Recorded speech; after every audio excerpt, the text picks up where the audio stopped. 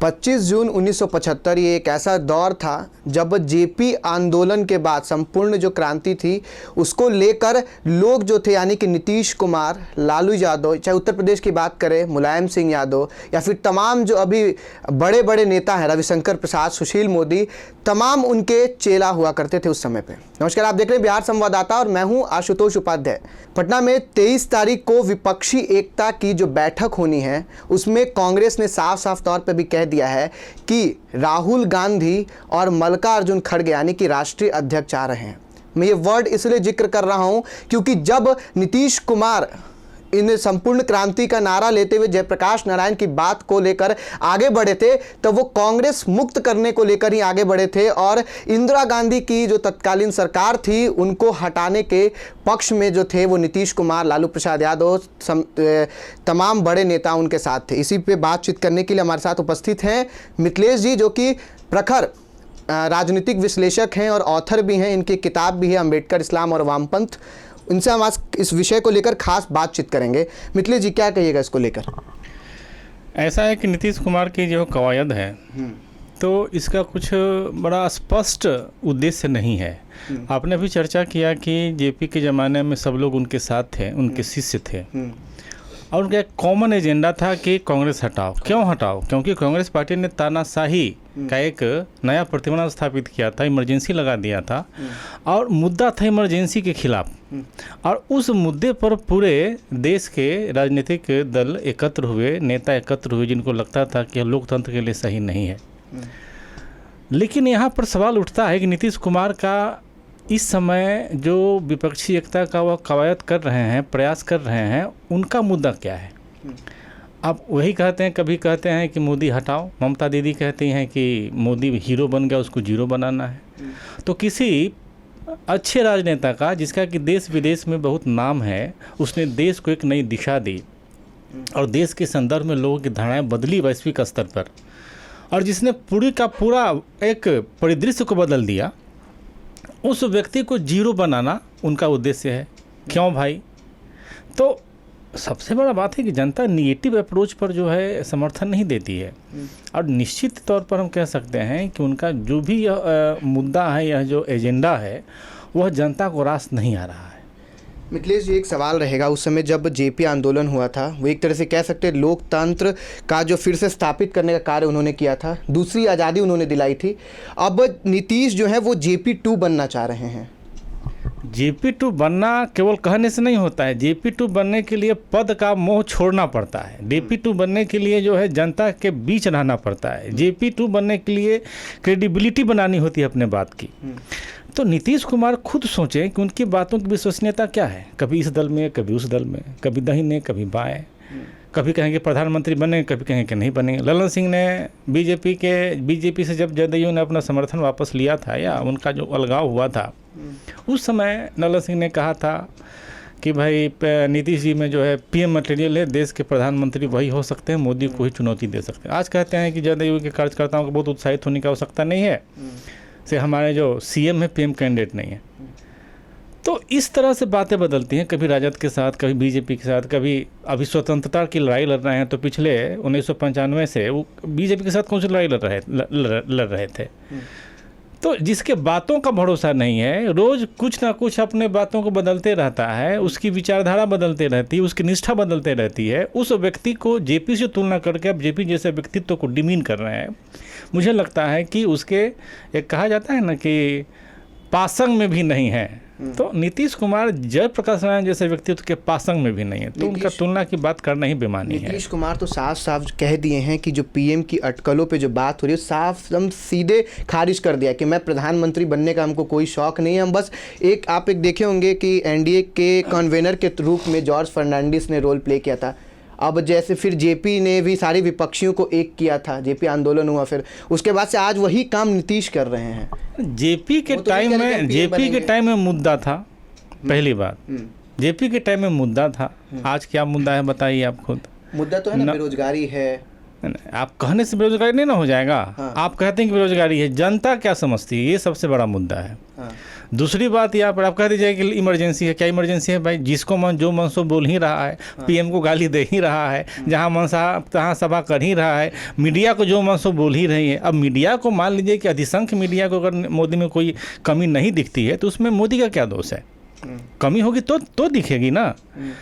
और आपने कहा कि नीतीश कुमार कहते हैं कि पीएम कैंडिडेट नहीं, तो हमने थोड़ा कहा कि आप पीएम कैंडिडेट हैं, वो तो खुद उनके लोग कह रहे हैं। पहले अपने लोगों को तो समझाएं, वो ललन जी को समझाएं, पहले के ज़माने में आपके उपेंद्र कुशवाहा जी थे, उनको समझाएं, अपने कार्यकर्ताओं को समझाएं। यानी ना बड़ा बड़ा पोस्टर पीएम के तौर पे लगता है कि अगला प्रधानमंत्री नीतीश कुमार होंगे, उस तरह का मैसेज देते हुए पोस्टर लगता है। वो तो हमने नहीं कि भाजपा नहीं करती है ऐसा कि भाई नीतीश कुमार पीएम बनने वाले हैं, उसके कैंडिडेट। आप खुद कहते हैं, आप खुद कहते हैं कि नहीं है, तो आपका जो मन सो कहते रहिए। और जनता के बीच जाने के लिए मुद्दा होना चाहिए, संघर्ष एक मुद्दा होना चाहिए, मुद्दा दोनों होना चाहिए। वो नीतीश जी के पास नहीं, एक चुके हुए राजनेता हैं। जब इमरजेंसी लगा था उसमें एक बहुत ही पीछे की कहानी है, जो लोग दर्शक हैं वो नहीं जानते हैं। जब इलाहाबाद कोर्ट से, यानी कि वर्तमान का जो कोर्ट है, वहाँ से एक निर्णय आया कि जो उस समय तत्कालीन प्रधानमंत्री थी इंदिरा गांधी, वो चुनाव लड़ी थी, उन पे 12 तरीकों का इल्ज़ाम लगाया गया था कि भाई इस तरीके से इनमें ये किया गया था। उसको लेकर उसके बाद इमरजेंसी लगाया गया। उससे पहले जेपी जो थे वो पहले कांग्रेस में ही थे, बहुत पहले आज़ादी के समय जब विद्यापीठ यहाँ पे बिहार में थी, वहाँ से फिर उन्होंने लड़ा, उसके बाद से फिर यहाँ आए, फिर समाजवादी पार्टी में चले आए थे। हाँ। और आपको जानना चाहिए कि जयप्रकाश नारायण के प्रति बाद में गांधी का विचारधारा बहुत सॉफ्ट हो गया था। उनको लगता था कि गांधी माने जेपी ही एक प्रॉपर प्रधानमंत्री हो सकते हैं। मैंने किताब में पढ़ा है कि जिस दिन गांधी जी की हत्या हुई उस दिन जयप्रकाश नारायण जी को बुला लिया गया था दिल्ली, और ये कहने के लिए कि नेहरू से नहीं संभल रहा है, आप संभालिए। ऐसा मैंने सुना है, पढ़ा है। लेकिन दुर्भाग्य से ऐसा नहीं हुआ। और जिस दिन जब ये पहुँचे सुबह में दिल्ली, और मिलने की बात शायद थी उसी दिन या अगले दिन, उसी दिन जो है बापू की हत्या हो गई। तो जेपी ने कभी कांग्रेस और कांग्रेस की नीतियों का, नेहरू का, इंदिरा गांधी का कभी समर्थन नहीं किया, और उनका हमेशा लड़ाई रहा। हाँ, वह एक पारिवारिक तौर पर इंदिरा गांधी को मानते जरूर थे, लेकिन इंदिरा गांधी से उनकी बहुत दुश्मनी थी, माने वैचारिक स्तर पे। नेहरू को पसंद नहीं करते थे वो, और लाख कहने के बाद भी नेहरू के मंत्रिमंडल में शामिल नहीं हुए। एक बहुत बड़ा तथ्य है जेपी के साथ। तो जेपी के बारे में ये कहना कि कांग्रेसी थे या नेहरू के समर्थक थे, ऐसा माने ऐसा तथ्य नहीं है। और जेपी एक समझिए कि क्रांतिकारी दृष्टा थे। अब नीतीश कुमार क्रांतिकारी दृष्टा किस दृष्टिकोण से हैं? उन्होंने शराबबंदी किया। आप 10 किलोमीटर के रेडियस में पटना में चले जाइए तो आपको शाम 6 बजे के बाद शराब की सैकड़ों दुकानें खुली मिल जाएंगी, सैकड़ों के 1000 दुकानें खुली मिल जाएंगी। क्या सरकार को पता नहीं? हमको पता है जी, सरकार को पता नहीं होगा। तो ऐसे लुंज पुंज प्रशासनिक क्षमता वाले नेता से आप बहुत आसान नहीं कर सकते हैं, जो अपने विज़न को इम्प्लीमेंट नहीं कर सका। और आए दिन जो है जहरीली शराब से लोगों की मृत्यु होती है, मौतें हो रही हैं, और ख़ुद उसके शहर में, उसके माने राजधानी में जो है होम डिलीवरी शराब की हो रही है। वो व्यक्ति क्या देश में परिवर्तन लाएगा? हमको नहीं लगता है। आपने देखा होगा कि चंद्र अभी जो है स्टालिन नाराज हो गए हैं। अभी केजरीवाल ने कहा कि कांग्रेस से कहा कि आप दिल्ली और पंजाब छोड़ दो, मैं और सब जगह छोड़, राजस्थान छोड़ दूंगा। तो देखिए, अभी देखिए ममता बनर्जी ने क्या कहा कांग्रेस से कि मैं उनको पूरे देश में समर्थन करूंगा, लेकिन पश्चिम बंगाल में नहीं। आपका बाहर समर्थन ही क्या है आपका? तो जो अपने अपने स्टेट में है उनको अपना एकार नहीं हो रहा है। आप जो है दिल्ली, पंजाब, राजस्थान वगैरह नहीं छोड़ रही है, वहाँ लड़ेगी कांग्रेस से। ममता बनर्जी पश्चिम बंगाल नहीं छोड़ रही है, स्टालिन तमिलनाडु नहीं छोड़ रहे हैं। तो आखिर किस आधार पर विपक्षी क्या की बातें की जा रही हैं? और कांग्रेस पार्टी ने तो सरेआम कहा कि ये छोटे तालाब हैं। आपको उन्होंने आज के मैंने देखा आज की उन्होंने कहा कि आप पार्टी तो छोटी तालाब है। अब इस तरह के विरोधाभासों के बीच विपक्षी एकता की बात अगर नीतीश कुमार कह सकते हैं तो कोई भी मुंगेरी लाल के हसीन सपने देख सकते हो, देख सकते हैं। भाजपा के भी लोग भी हमेशा कहते हैं मुंगेरी लाल के हसीन सपने, आम तौर पे लोग यूज़ करता है। लेकिन अगर जो लोग, कल ही कांग्रेस का प्रेस वार्ता हुआ, उन्होंने कहा कि राहुल गांधी आ रहे हैं, फिर मल्लिकार्जुन खड़गे भी आ रहे हैं, और जिस प्रकार से इमरजेंसी के बाद या फिर 2004 में कोई प्रधानमंत्री का फेस नहीं था, मनमोहन सिंह को फेस बनाया गया, वो फिर फेस नहीं बनाया गया, मतलब उनको प्रधानमंत्री बनाया गया। उस प्रकार से आज भी ऐसा हो सकता है कि प्रधानमंत्री कोई बने, लेकिन ज़रूरी नहीं कि हम पहले ही आपको बता दें। एक कहावत है कि हमको भी पता है, माने जन्नत की हकीकत। तो ख्वाब देखने में कोई बुराई नहीं है, और आदमी को ख्वाब देखना ही चाहिए। राजनीति में लोग हैं तो ख्वाब देखना चाहिए, अच्छी बात है, मैं उनको शुभकामना देता हूँ। लेकिन हमें उनके प्रयासों में, उनके एफर्ट में और जो ज़मीनी हकीकत है उसमें कोई साम्य नज़र नहीं आता है। और निश्चित तौर पर मुझे लगता है कि ये जो मैंने डे 1 कहा था कि धुआं जो उठ रहा है कुछ घरों से, ना पूरे शहर में फैल जाए तो कहना, छा जाए तो कहना, वही हुआ। बिहार में खुद नीतीश कुमार अपने लोगों को नहीं संभाल पा रहे हैं। पहले उनका साथ उपेंद्र कुशवाहा ने छोड़ा, आरसीपी सिंह ने छोड़ा, तो उनको मान लीजिए कि लोग कहता है लेकिन भाजपा ने बहका दिया। तो मांझी को किसने बहकाया? और मांझी ने उन पर वही आरोप लगाया जो आरोप नीतीश जी ने भाजपा पे लगाया कि उसको छोड़ाते, क्योंकि तो भाजपा को छोड़ने के पीछे उनके पास कोई वाजिब आरोप नहीं था। तो उन्होंने कहा कि भाजपा कह रहे हैं कि हम प्रादेशिक पार्टियों को, क्षेत्रीय पार्टियों का अस्तित्व खत्म कर देंगे, क्योंकि हमको अपना अस्तित्व बचाए रखना है, तो हम इसलिए गठबंधन से बाहर जा रहा है। आज वही आरोप मांझी ने उन पर लगाया। तो जो खुद अपने कृत्यों में और वक्तव्यों में कोई सामने नहीं रखता है, वो देश को बांधने चला है। एक कहानी है कि गांधी जी ने कहा था, गांधी जी के संदर्भ में कहानी है कि एक माँ पहुंची अपने बच्चे को लेकर उनके पास कि भाई ये गुड़ खाता है बहुत ज़्यादा। तो गांधी जी ने कहा कि ऐसा है कि इसको 7 दिन के बाद ले आइए। तो 7 दिन के बाद जो है महिला अपने बच्चे को लेके आ गई। बहुत लोग पहले पढ़ाई लिखाई नहीं थी तो लोग महात्मा गांधी को साधुए महात्मा समझते थे, तंत्र मंत्र करने वाले। तो 7 दिन के बाद फिर महिला अपने बच्चे को लेके, तो गांधी जी ने कहा कि देखो बाबू इधर आओ, तुम गुड़ खाना छोड़ दो, इसके बाद कह के आप जाइए। तो चली गई।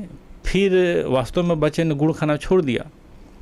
तो महिला आई, कहे कि जब आपको यही बात कहना था कि गुड़ खाना छोड़ दो, तो एक हफ्ते के बाद बोला कि हमको आपने तंग क्यों किया? तो महात्मा गांधी ने कहा उस महिला से कि माता जी, जिस समय आप मेरे पास पहली बार आई कि बच्चा मेरा बहुत गुड़ खाता है, गुड़ खाना उसको छुड़वा दीजिए, उस समय तो मैं खुद गुड़ खाता था। तो कहने के लिए मैंने हफ्ता दिन का समय लिया था कि मैं खुद गुड़ खाना छोड़ दूँ, क्योंकि जब तक मेरे कृत्य में और मेरे वक्तव्य में कोई साम्यता नहीं है तब तक मेरे बातों का कोई प्रभाव नहीं पड़ेगा। लेकिन क्या नीतीश कुमार ऐसे हैं? कहते कुछ हैं, करते कुछ हैं, जिसके बातों में और कर्म में कोई समानता नहीं है। वह देश में उद्वेलना कैसे ला सकता है, क्रांति कैसे ला सकता है? मुझे नहीं लगता कि नीतीश कुमार को क्षमता है। सबसे अंतिम और एक सबसे महत्वपूर्ण प्रश्न, क्योंकि इसी टॉपिक को लेकर हम आए भी थे कि 23 जून को जो बैठक हो रही है उसके बाद से फिर 2 दिन बाद यही महीना था और 75 में इमरजेंसी आपातकाल लगा दिया गया। ये जो तमाम नेता थे, नीतीश कुमार, लालू प्रसाद यादव, यानी कि एक नीतीश कुमार की पार्टी जदयू, लालू की पार्टी राजद, आज भले ही बन गई है, लेकिन दोनों जेपी जो थे, जयप्रकाश, उनके शिष्य हुआ करते थे। और आज उन्हीं के मोटिव को उल्टा वो कर दिया। आज कांग्रेस को साथ ला के, सारी पार्टियों को साथ ला रहे और उनकी सरकार बनाने पे लगे हुए हैं। आपने सही कहा कि जिस दल के विरोध में इन दलों का उत्पत्ति हुआ था, जन्म हुआ था, उन्हीं दल के साथ एक ऐसे दल के विरोध में है जो कि उस समय के आंदोलन में उनके साथ था। एक बहुत बड़ा उसका पार्ट था। यही इस एका के प्रयास का विसंगति है, यही विरोधाभास है। यही विरोधाभास इस गठबंधन को, इस एका के प्रयास को ले बीतेगा। तो क्या लगता है 23 जून को जो विपक्षी एकता की बैठक होनी, उसमें क्या सकारात्मक निकल के सामने आने वाला है? ये जो विपक्षी एकता की कवायद है उसको हम व्यक्त करने के लिए एक शेर कहना चाहेंगे आपको कि हमको मालूम है जन्नत की हकीकत, लेकिन दिल को खुश रखने के लिए ख्याल भी अच्छा है। तो यही लबोलुआब है इस पूरे प्रयास का। तो भी आपने जाना, मिथिलेश जी हैं, प्रखर राजनीतिक विश्लेषक हैं और आए दिन टीवी मीडिया पर ही अपना बात प्रखर से रखते हैं, प्रमुखता से रखते हैं। और अभी आपने सुना किस प्रकार से जब 1975 25 जून को जब आपातकाल की घोषणा की गई थी, उस समय जो तमाम नेता थे जो आज बिहार की सियासत में एक अहम भूमिका निभाते, चाहे वो नीतीश कुमार हों, चाहे वो लालू प्रसाद यादव हों, चाहे वो सुशील मोदी हों, चाहे वो रविशंकर प्रसाद हों, चाहे वो उत्तर प्रदेश में हो, मुलायम सिंह यादव, भले ही उनका भी स्वर्गवास वो हो चुके हैं, ये तमाम नेता उसी जेपी आंदोलन से निकले हुए थे और उस जेपी आंदोलन का एक ही मोटिव था, एक ही मोटो था कि किसी भी प्रकार से तत्कालीन प्रधानमंत्री इंदिरा गांधी को सत्ता से बेदखल करना। लेकिन आज फिर वही उल्टा होते दिख रहा है। अब इंदिरा गांधी के जगह तो नहीं है, अब इंदिरा गांधी नहीं है, लेकिन राहुल गांधी और मल्लिकार्जुन खड़गे जरूर हैं। अब देखने योग्य बात ये होगी कि क्या 2024 के लोकसभा चुनाव में जो कांग्रेस की सरकार या फिर महागठबंधन जो अभी विपक्षी एकता हो रही है उसकी सरकार आती है कि नहीं, ये तो 2024 में पता चलेगा। आपकी क्या राय है, कमेंट बॉक्स में जरूर बताइएगा। कैमरामैन अभिषेक के साथ मैं आशुतोष, पटना।